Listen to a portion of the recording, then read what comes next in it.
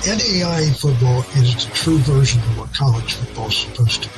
And it is the best classroom experience an 18 to 22-year-old male can have. One of the most valuable parts of a college education is that experience. It's life in a microcosm, and it's just something special for young men to have to experience. And don't you let a moment go without thinking about what's there for you to reach out and grasp. And welcome back to the Victory Sports Network's NAIA Football with Dannelly and Donley. I am the aforementioned host, Jason Dannelly. Thank you so much for checking out a preseason show here with myself, Jason Dannelly, and of course, my usual co-host, Mr. Pat Donley. Pat, nice to have you back. Good to see you on the computer, even though we saw each other in person. It's always good to be seen, but yes, Jason, it's wonderful to see you again. What a great time we had, I guess about a month ago now in Ohio, seeing each other in person for the first time, I think, since 2017. Does that sound right, Jason? Yeah, it was whenever St. Francis played Jamestown is when 2017, yeah, September or maybe late August of 2017. But it was great seeing you. You look well. We're older than the last time we saw each other. We saw each other in person. But yeah, it's summertime, man. It's great. The kids in the house. We're in camps. You know, we got a lot of stuff going on. I've got kids in the house right now. And trying to work too. So excited to talk to you. You know, it's summertime. We're a couple months away from football, but it's right around the corner. Yeah, it's been that whole thing. Like Pat and I talk regularly via text messages. Like, we should do a show. Yep, we should do a show. Hey, we should line up a show. Yep, we should do a show. And then work, job, kids, travel, all these things come up. And we finally just said Tuesday. Let's record something Tuesday and get it put out there. So that's what we're doing. You're obviously going to see this a couple hours or a little bit later on, but we finally just set it in the schedule so we can get back into the routine. We've got to do our own preseason work so that when week one hits, like, it's award-winning podcasting. Do we get awards? Are we nominated? We were named the best NAIA football podcast by the Victory Sports Network. There you go. Who voted on that? Quite prestigious. Very, very prestigious. There was a lot of voting. Sure. Might have been some behind the scenes stuff. We also got second as well. So, but we did manage to take this beautiful photo with one another. I don't know if you could see it on your end or not, Pat, but yeah, the lobby of the Courtyard Marriott after we had solved all the NAIA and the world's problems. Yep. Proof that Pat and I have existed. Just to keep in mind, the camera adds 50 pounds. It does. It does. 50. Not 15, it's 50. I swear. As the kids say these days, I think she 0.5'd us or whatever they do to make you look, funky, the point, Sounds 0.5 you. Put your forehead looking like this in a whatever. Well, I'm all head and face anyway with a giant body, so I got the whole thing going on. But yeah, it was great seeing you. It was awesome. Yeah. On the show today, we're going to kind of hit some preseason stuff, go through some of the top teams, just kind of general, get you excited for the NAIA football season. You know, Pat and I were able to get together in Ohio last month. For my actual job, I was traveling, and I was about 2.5-3 hours from Fort Wayne, where I was at. I'm like, hey, I'm staying in Springfield. You know, could we meet somewhere in between, maybe grab a bite to eat, just get together? And Pat was like, I'll drive down and see you. I'm like, cool. If you want to drive all the way to Springfield, Ohio, which, as I found out, stomping grounds of your dad. It's like where your dad grew up. My family. I have some second cousins, and unfortunately, the family that I was close with is gone now and passed away. But I got some second cousins there, and it's a neat little town. Your dad and the family, pretty much that was the place that they settled after coming from Ireland. So it's been a wonderful place, and it's Dad's hometown. So it's good to be back, and I haven't been back in a few years. So it was, it was kind of killing two birds with one stone, seeing you, talking about the podcast and catching up and seeing Springfield. So it was cool. I would be remiss if I, of course, didn't mention, and we'll talk about this more down the road, the retirement of Kevin Donley, legendary head football coach in the NAIA, college football's 5th all-time winningest coach. It was his last year this last year. And I would be remiss if I didn't bring that up momentarily, just to, again, express my extreme gratitude for Coach Kevin Donley and everything that he's done for the Victory Sports Network and myself over the years. There'll be more talks about it down the road, but for today, that's what I'll say. Yep. He's the best, man, and he's the number one winningest coach in NAI history, and then obviously top 5, like you mentioned, all time. Just unbelievable career, and I've been fortunate to work. I worked for him for 18 years, and just a wonderful leader of men, and 3 national championships all at the NAI level, 1 at Georgetown, 2 at USF. Coached in 3 additional to that, so 5 total he coached in. So had an illustrious career and couldn't have done much better. And got more time on his hands. Meant to get him on the podcast every once in a while, Jason. Maybe a quick little drop in to get the legendary coach's point of view on NAI football, which he has obviously more experience than anyone. We'll give him the link. We'll tell him to watch. And then when he thinks that we're being stupid, he'll just pop on the link and he can just tell us, shut up. And we'll go, okay, sorry. Exactly right.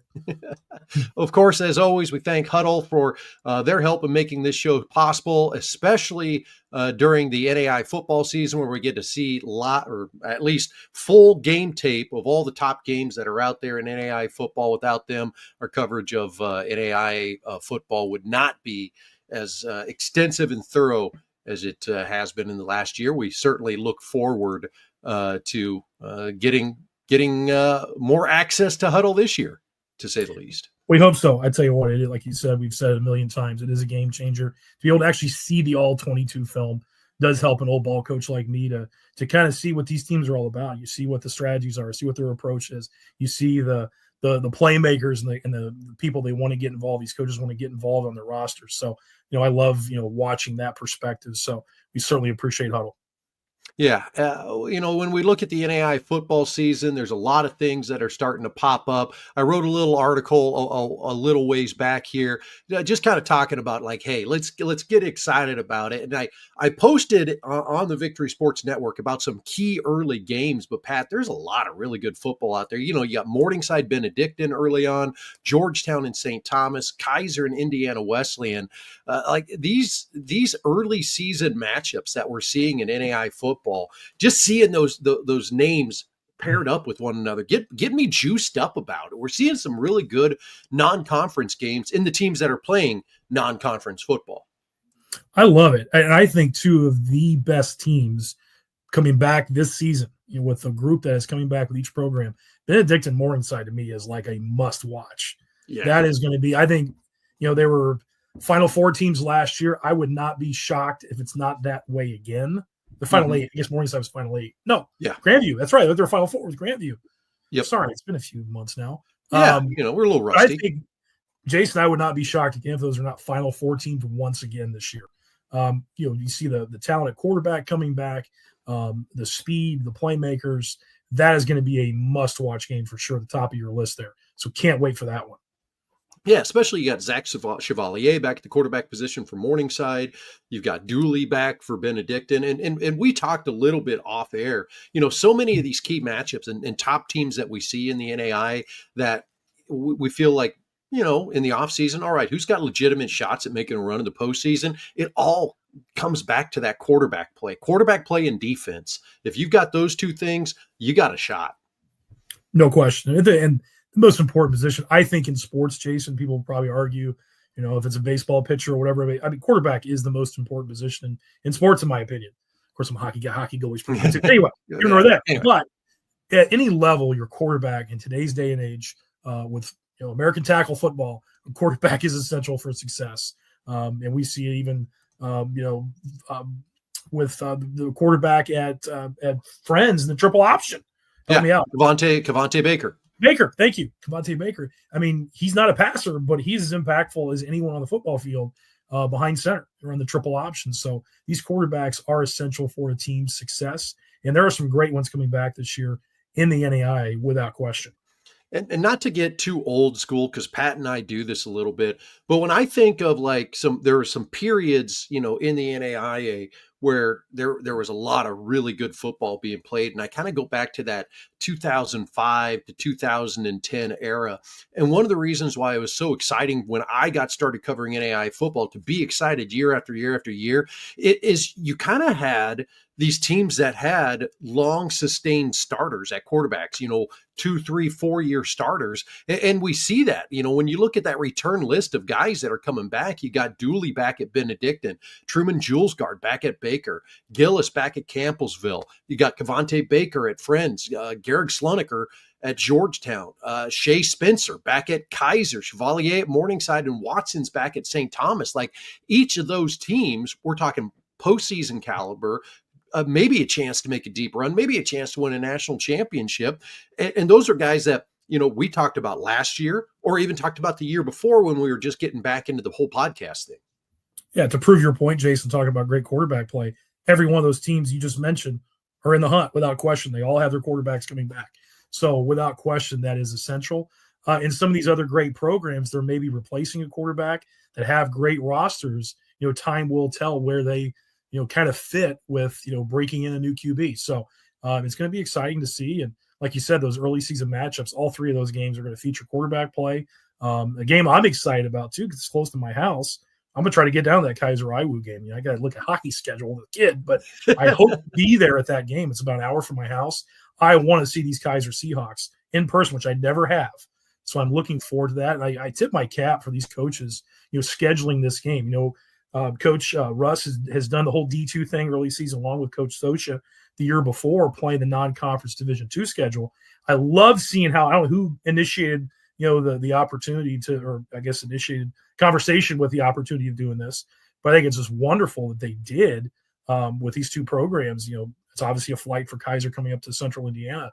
But I think it's cool not doing the Division II Southeastern part of the United States matchup, but coming to an NAIA playoff team. It's been a power, a conference champion in this part of the country. I love that. And that's such a cool thing. And we're seeing it kind of at all levels of football, but at the NAIA, we're seeing it more and more, it seems like. Absolutely. And I have pushed it the last couple of years with coaches. I've even gone so far to say, hey, send me all your open dates and I'll maintain an Excel document that's shared amongst everyone so we can see who's open, who's got games they're looking for. Because I want to see NAI versus NAI out of conference so we get a little bit better gauge. And it also helps to build our brand. It helps build the NAI brand.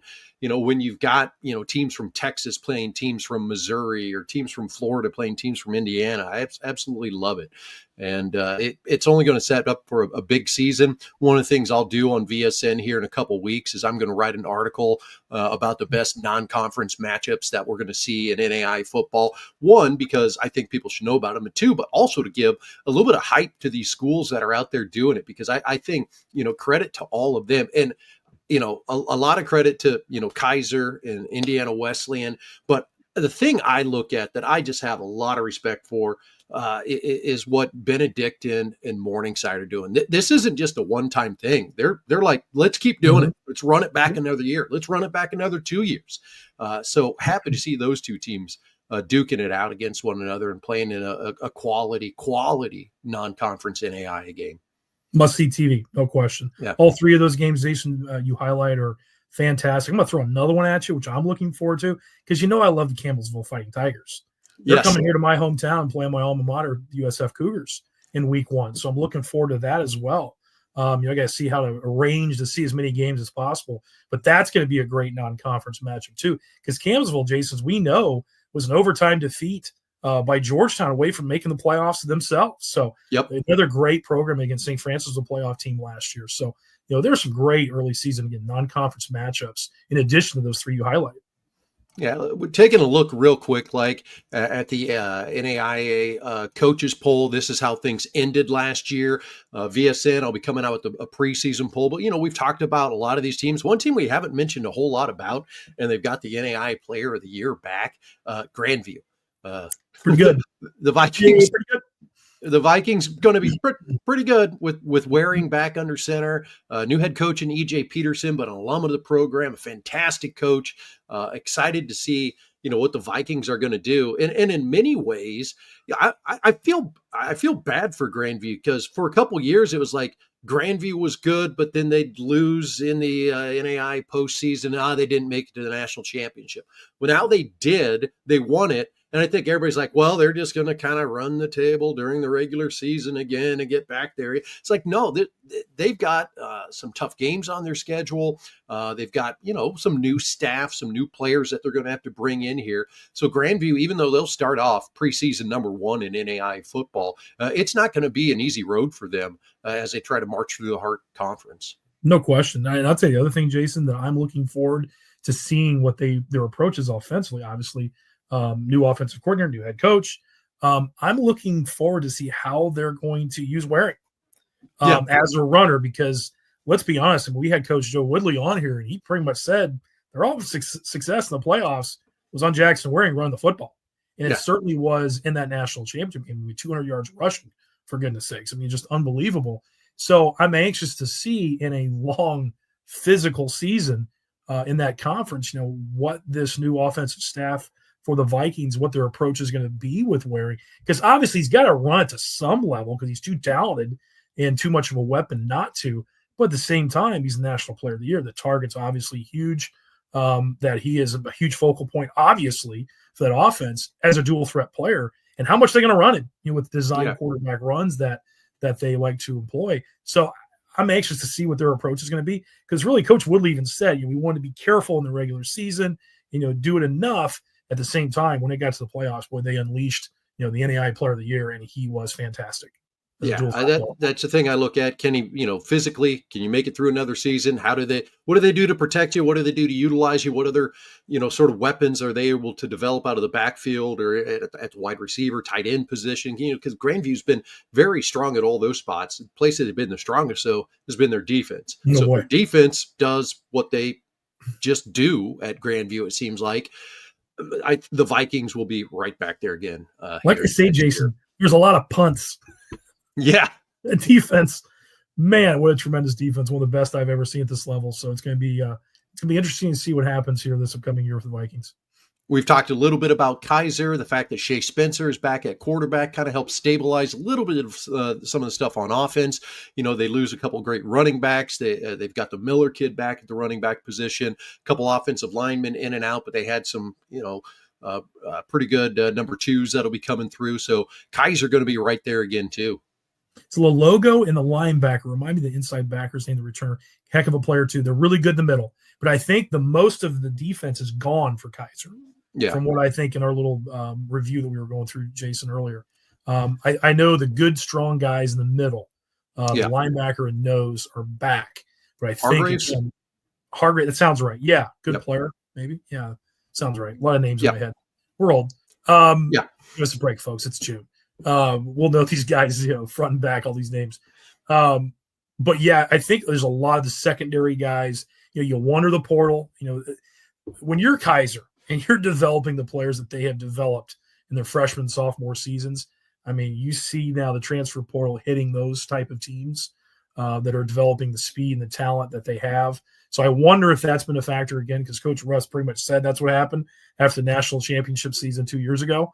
So I wonder. But I'm going to look forward to seeing. You got Indiana Wesleyan, new quarterback. They're going to break in. They got tons of talent back. They're a great, great early season team. I will tell you right now, Jason, they might have been the best team in the country weeks 1 through 5. Indiana Wesleyan. I think they got banged up a little bit, and didn't play. I thought their best football at the end of the year, but early season, them and Kaiser, boy, giddy up, man. That's going to be fantastic as well. You gotta love that one. That's going to be great. Morningside Benedictine. That's an early matchup. Both those teams will be vying for deep runs in the NAI postseason, possibly NAI titles. Morningside. I think last year there was times that their defense was absolutely lights out up front. If they can continue that, that'll help their offense. Their offense is high powered, but I think we saw when we got into some of those bigger games, turnovers became a factor, and that's kind of that growing pain for a first-year starting quarterback and some new offensive people that are on that side of the ball to get everybody on the same page. If Morningside, cleans up the turnovers and steps into the big games the way that the Mustangs have in years past, they're certainly going to be a force to be reckoned with. Without question. I got a question for you. We're kind of talking about all these teams, looking at the projected top 25. Who are you the most excited about? Like, is there a surprise team you think that may take a huge jump this year? I've got a couple in mind. that I think Yeah. really showed some great things last year that we kind of even said during the podcast last season. They might be a year away. And I am looking forward to a handful of these teams. And I'm looking, for your opinion, and again, off the top of your head here, but I've got a couple starred here on my list that I'm looking forward to talking to you about. There's a couple obvious ones. There's a couple others that I think are, kind of in that point where they're really going to take that next big step. Yeah. So, and when we start talking about taking the next big step, I'm kind of thinking people that haven't been there because I'm very excited about what Benedictine could bring to the table this year. One of my stars, absolutely. Everything that they've got, but they were a Final Four team last year, so I can't really say they're going to take a big step forward. I mean, basically saying I think they could win one more game and be in the championship. Could have this year. They were close. Unbelievable comebacks I have ever seen in football in my 44 years. So yeah. Teams other teams that I've got started, I think St. Thomas, even though they lose a really good running back, they've got a very strong core back. And I think that team has kind of seen it now. That program has started to see what some of the other really good programs in NAIA football do to be successful. I think St. Thomas is there. Texas Wesleyan is one I'm keeping my eye on. I think their loss to Benedictine kind of made them go, oh, okay, this is what the best in NAIA football is. We've got to get to that level now. And I think this is one of those years you kind of see that bounce. Plus, you've got a head coach that has now got another full year under his belt after taking over as a first-year head coach last year. So I see them kind of taking a jump. I'm looking through a few others that I think. You got one more in that league, Southeastern.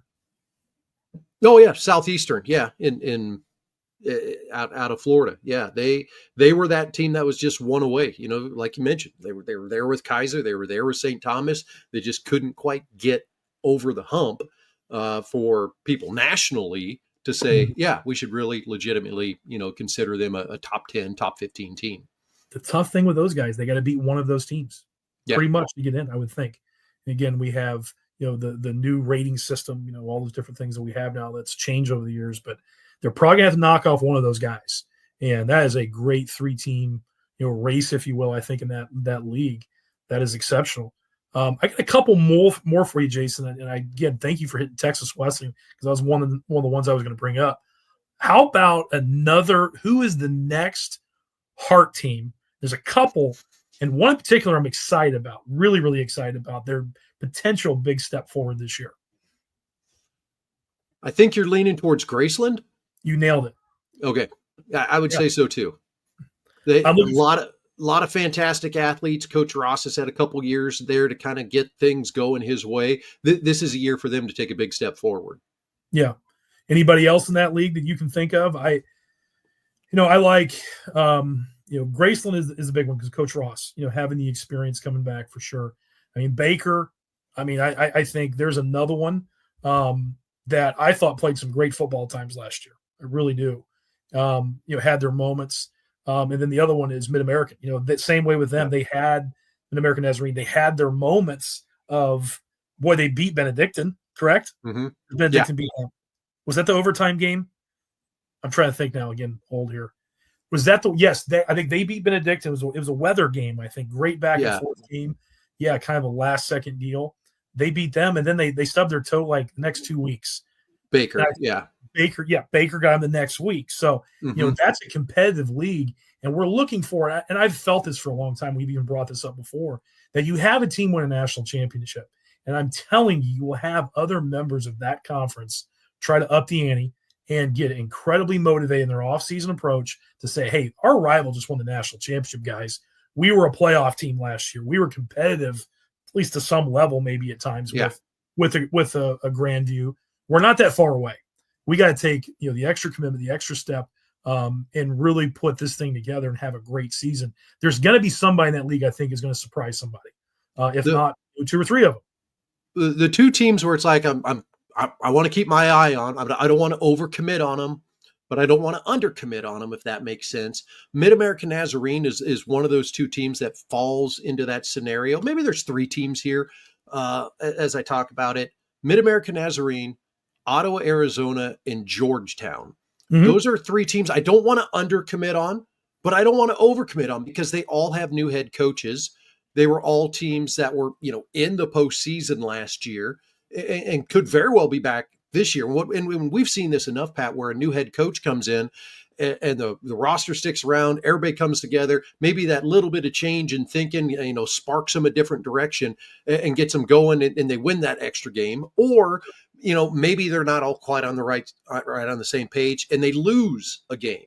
And that's where I'm at with those three. Like, where do they take the step? And I don't have any inkling to say, oh, this head coach went in here and they're just going to do this and all this. Like, hey, it's a crapshoot. This is NAI football.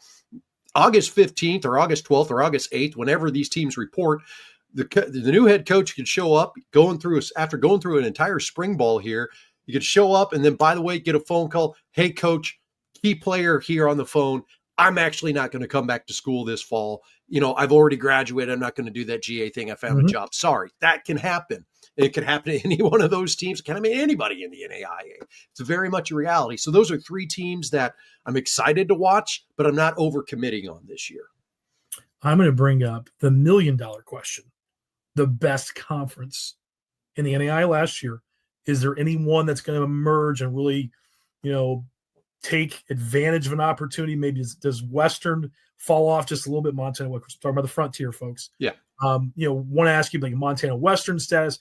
I think the world of Southern Oregon. I love Carroll and the strides that they made last year. Of course, Montana Tech. I think there's some great teams in that league. And to me, it's like a crapshoot, all of them. We didn't even mention College of Idaho. College of Idaho, there you go. Coming off of what be considered a bad year for them, or a year that they certainly don't want to forget because they've had such success the last handful of years, and kind of a tough one for them and a great program. So look at all those teams, and you could pick any one of them and tell me they're going to win the league next year, Jason, and I wouldn't be surprised. Yeah, I'm not going to argue if somebody says this is why one of those teams that we just mentioned will win this league. I think there's some teams in that league that have a really strong chance of improving this year and maybe making some noise where they haven't made as much noise in the last couple of years. I'm thinking Eastern Oregon, in that bunch. I'm thinking Rocky Mountain in that bunch. Nothing against MSU Northern, but they're just a little further away. Simpson is new in that league right now, and they're unfortunately going to be, battling against some very well-established teams, and Arizona Christian's in there too. Plus, now you have the whole expansion as we have now got the North Dakota teams in there. So you've got Dickinson State, who has been a perennial postseason qualifier, won a postseason game at home last year. They're going into the Frontier. So how's that work with their half of the conference? So now that we have kind of gone two divisions in the league, it will be interesting to see how that all shakes out. But where do I put my money down right now to say I think that team coming in is the best team? I'm probably going with either Western, Carroll, or Tech. Being that if gun to my head, who's going to win the league? I'm going to say one of those three, and ask me tomorrow. It'll be a different team. My gut today says Montana Tech. Give me a day and I'll say Carroll. Give me 2 days and I'll say Montana Western.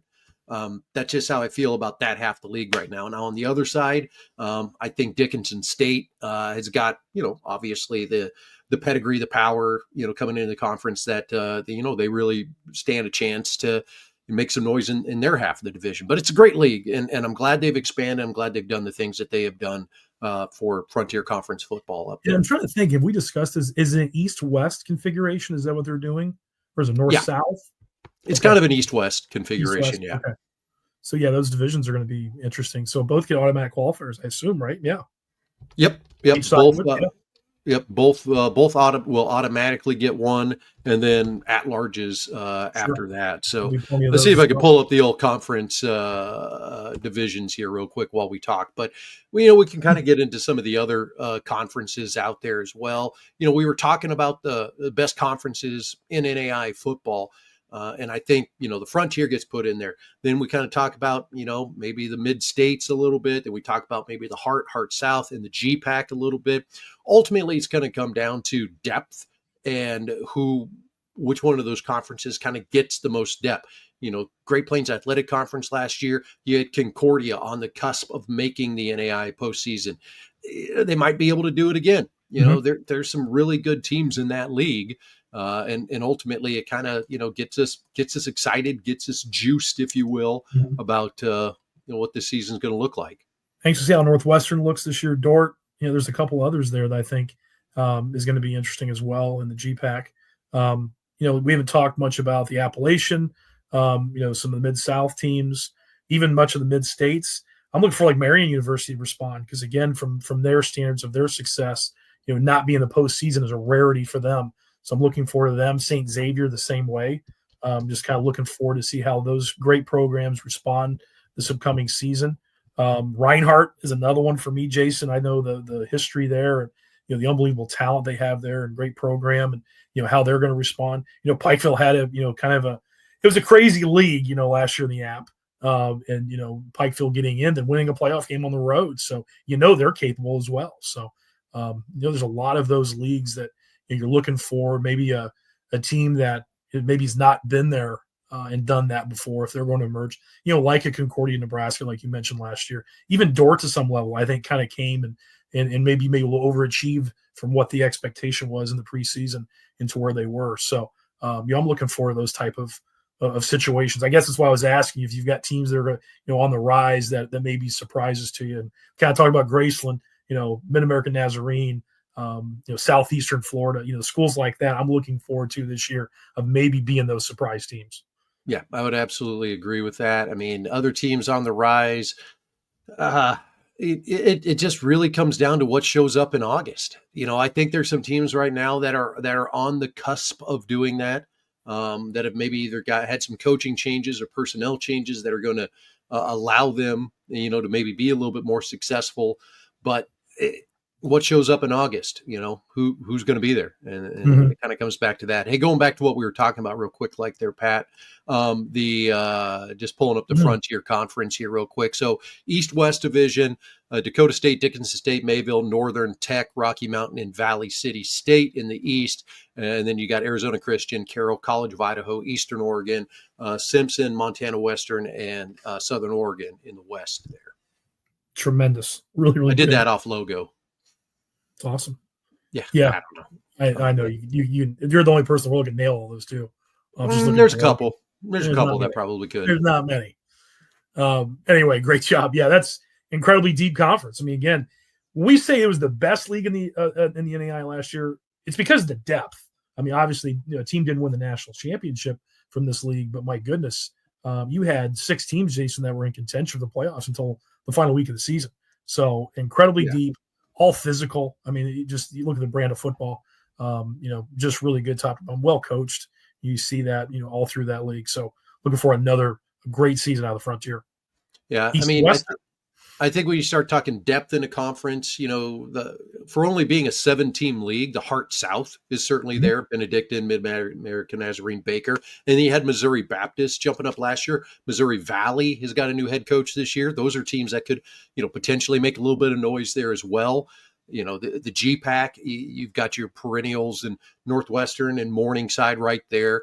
Dort right there. Concordia was right there. You had Mount Marty win 6 games last year, kind of a new program up and coming. So you've got some depth there as well. So we do have a couple leagues that will see some new faces coming into them. University of Rio Grande starting football this fall. They will, have their inaugural season. St. Andrews in North Carolina will not. They closed their doors and will not have a football program. So kind of some replacements happening there, if you will. But just excited about the NAIA football season. Like I talked about when we started the show, we should probably wrap up here in a little bit. But just I wanted to get this show out here to say, like, hey, we've kind of been silent for a while, not because we really wanted to, but just, hey, let's get excited about this upcoming NAIA football season. Absolutely. And it's amazing as a coach for years and years. It's like, oh, it's June, I'm getting my playbook ready. I'm going to spend some time with my family. We're going to do a family vacation at some point. Of course, you got camps and things of that nature. Oh, football season's months away. Oh no, Jason, it'll be here before we know it. And right around the corner, we'll be rolling here. And, so many of these teams now at all levels, You got these teams reporting, Jason, sometimes even like late July, early August. I believe it's maybe early August, or I can't remember the rule. If it's 2 weeks prior to your first, I don't know, not the first contest, but it's at least that, depending on when, obviously when your first contest, or it's 3 weeks before your first contest, there's a certain rule that you can have the players come in early. And with that week 0, essentially, that exists now, it usually takes place in August. You have teams reporting really soon. It's right around the corner here, late July, early August.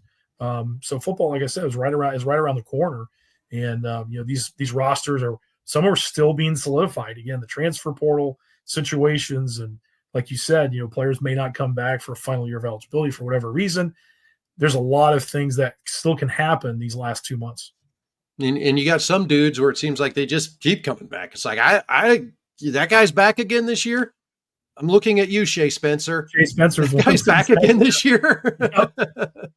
And I think Waring's this year 5 for college football for Waring's. He's a transfer. Yeah. So Waring as well. Shea Spencer, 2 of the best there. And I got to see Shea Spencer in person, man, down in Marion, Indiana, at IWU, Indiana Wesleyan. That's going to be a good one. I might even see if the old man wants to go down there with me and watch that game. So love to watch those guys up close and personal, watch them from afar. Speaking of Kaiser, I'm looking forward to maybe that. And I know Indiana Wesleyan's going to be, having another great season and great group coming back for those guys. So it's going to be fun.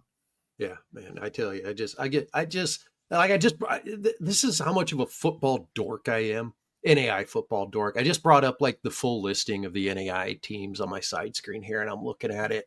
I'm just like, oh yeah, Cumberland, Tennessee. Like, yeah, man, they had a really good start last year. Like they could do it. And going through like, oh yeah, Defiance. They're in the NAI this year. Watch out for Defiance. Watch out for Yellow Jackets. I feel like I'm all of a sudden John Gruden over here. Man, look at that. All of the Nazarene, the Tigers. The Tigers, man, they're coming to get you. I might have a box you can open, man. Hold on, I might find one. Man. Did you see the John Gruden opening the Culver Stockton College gift box? Yeah, man. They got the Culver Stockton, man. Man, we got some Wildcat gear. Oh, yeah. Man, I love it.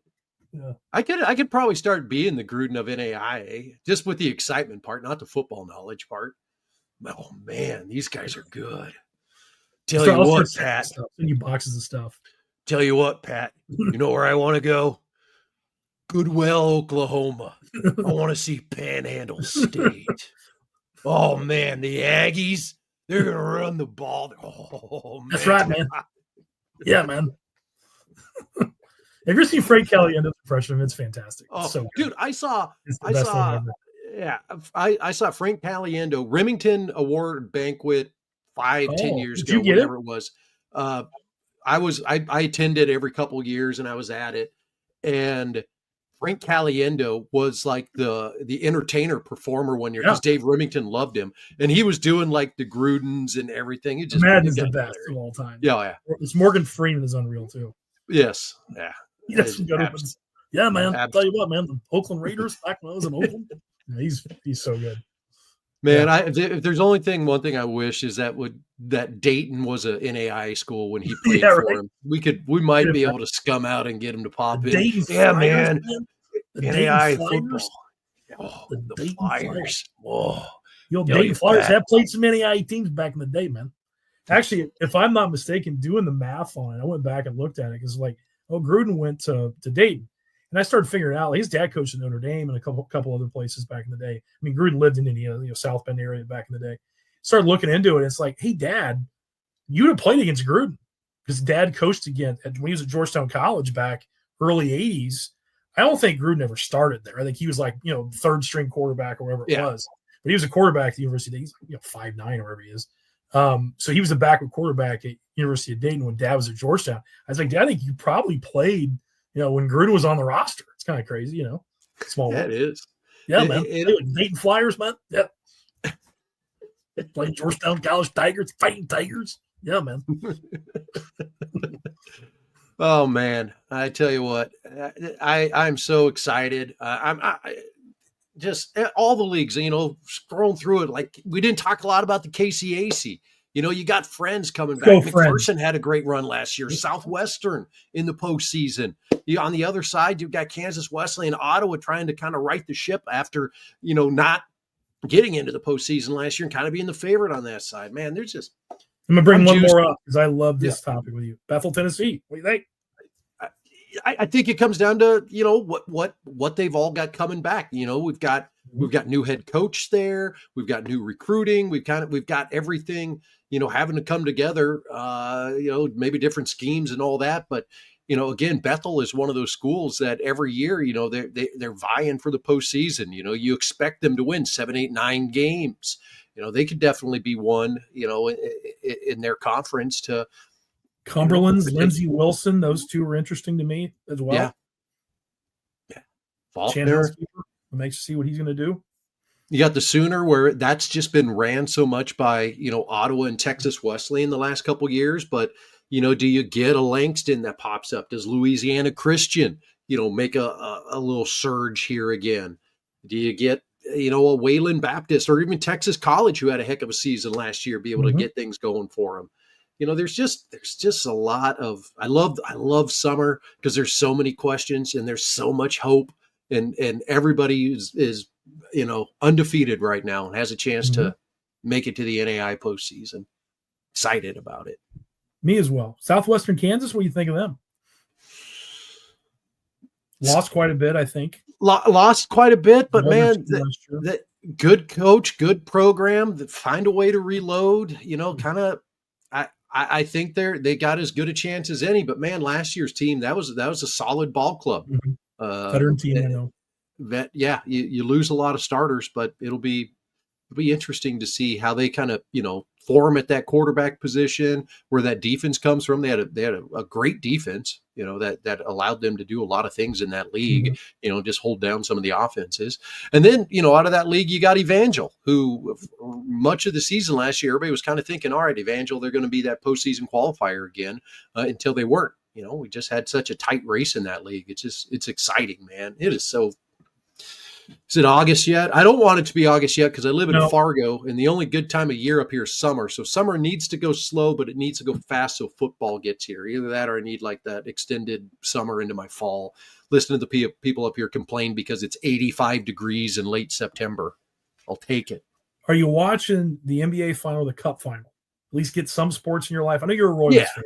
I can't watch baseball on TV. I played baseball. I can't watch it on TV just until it matters. I don't watch a lot of baseball. I'm kind of, you know, MLB TV has got this basically replay all the highlights from the entire game in less than 6 minutes. I watch that like every morning. It's perfect until we really get into like, okay, I will watch baseball. I'm watching a little bit of the NBA. I'm watching a little bit of, probably a little bit more on the NHL side. Stinker last night. First two were amazing. Last night was a stinker. Yeah. But first two were incredible. If you like the sport of hockey, which I do, that was incredible. In the NBA final, I hope Indiana, I guess they're the Indiana Pacers, show up a little bit here. First game was unbelievable. So, you know, I've got a little, second game, not so much. much. I'm a Pacers fan. So we'll see how it'll. We need football, Jace. That's my point. I was going back to that. We need football, baby. We need football. We do. And it's just right around the corner. I saw they announced today, you know, where the initial college game day is going to be. The farewell for Lee Corso going to happen in Columbus, Ohio. They're going to do the Texas-Ohio State game for his final one. So that's a good one. Yeah, it's going to be a great one. So, all right, we're just babbling at this point. We will have some more of these coming up. We'll do another preseason one.